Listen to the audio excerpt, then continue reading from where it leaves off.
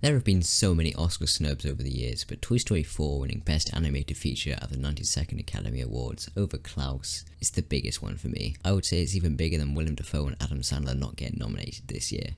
But why am I talking about this now? It's March. Well, because the Oscars were over a month ago and I'm still annoyed that Toy Story won. And also, I only saw Klaus a couple of days ago. In my opinion, Klaus is not only the best animated film in 2019, it's also one of the best of all time.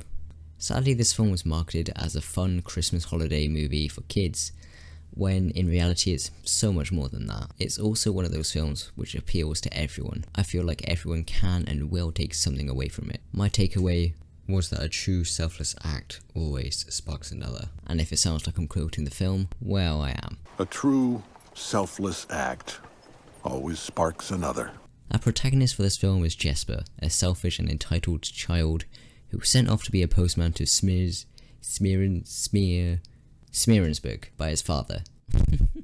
And his task is to stamp and send 6,000 letters back to his hometown in order for him to return. And he struggles with this for the first 20 minutes. It's only until he reaches Mr. Klaus for the first time, he starts to become a better human being. Mr. Klaus, or Mr. Klaus as his actual name is a simple fella. But he lives isolated from everyone else, he chops wood, and has a house full of toys. And after a short while, Jesper comes up with a system to trick us into sending letters to Klaus, which will eventually lead him to getting home. The main reason this film intrigued me was because of the art style. I feel like not many 2D drawn animation films have such depth and detail as this one does.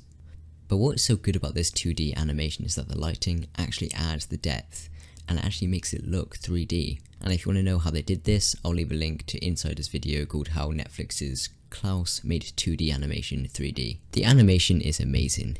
You can literally pause any frame in the movie and it looks incredible. But animation is all well and good, but is a film really worth talking about if it is all style and no substance? No, which obviously means that Klaus has all the substance. This film retells the narrative of Christmas in a fun yet powerful and meaningful way. Throughout the film you get to see the various ways in which traditions of Christmas came about.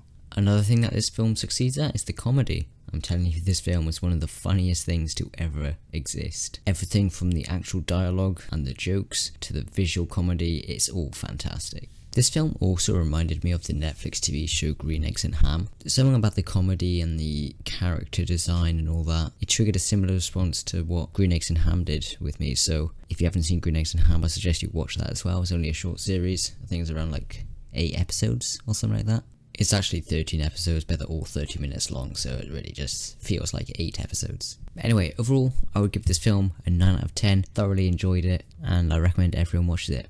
So thank you all for watching this video, and I'll see you in the future.